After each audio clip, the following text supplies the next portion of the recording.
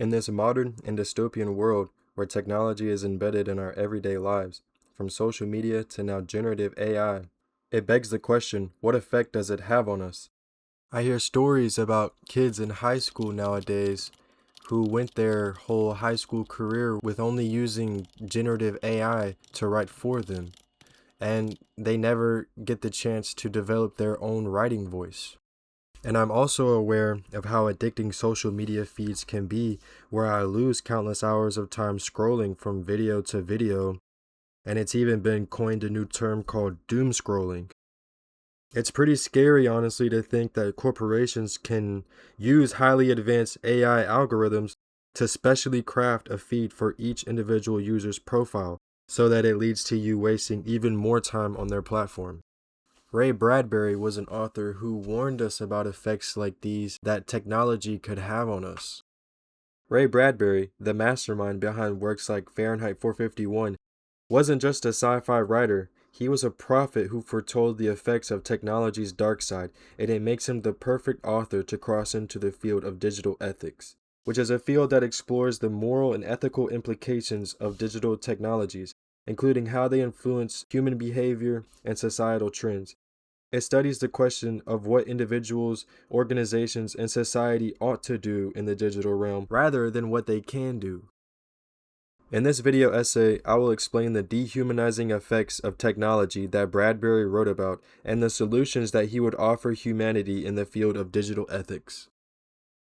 I wasn't worried about freedom. I was worried about people being turned into morons by TV. Oh, really? Okay. See, we've never had censorship in this country. We've never burned books. So Fahrenheit's not about censorship. It's about the moronic influence of popular culture through local TV news and the proliferation of giant screens and the bombardment of factoids, all the popular programs on TV, the competition programs. They don't give you anything but factoids. They tell you when Napoleon was born, but not who he was. So it doesn't matter about the date. You should never memorize dates. To hell with that.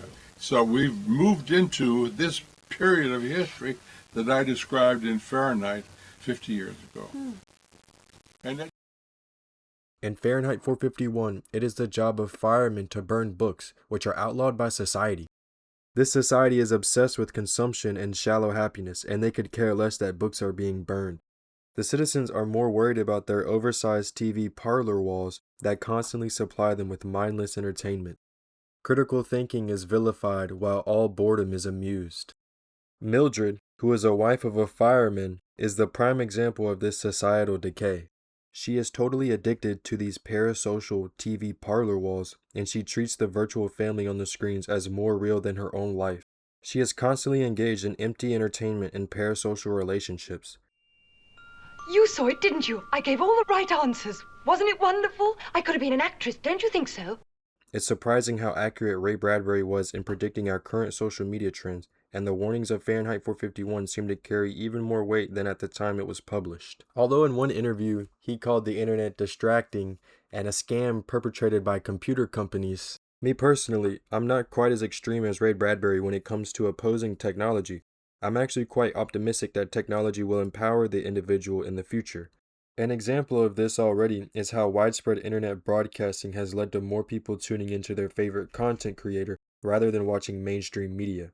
50 years ago, you had to have a license with the FCC to broadcast anything at all into the airwaves. Now, anyone with a computer can broadcast their message, and I think it leads to a more diverse set of ideas in the critical thinking marketplace.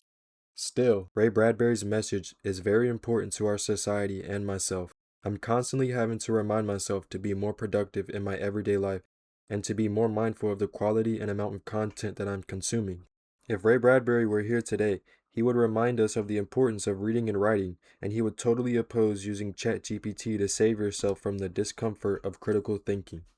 I think generative AI is great when used as a tool to spark ideas or research, but when it's used as a crutch to replace critical thinking, we risk turning into the passive, media consumer society that Ray Bradbury envisioned. Ray Bradbury is tied to the world of digital ethics because he teaches us that our individual and personal relationships with technology can absolutely affect how our society operates. If we're not careful, we can do great harm to ourselves. Digital ethics examines the moral responsibilities that individuals have in engaging with technology, such as balancing our social media consumption with more reading and writing, or protecting our brains from AI algorithms. Bradbury anticipated these issues long ago, and his writing serves as a stark reminder not to become dependent on technology, or we each risk losing our personal agency and becoming a society that doesn't care about books or ideas.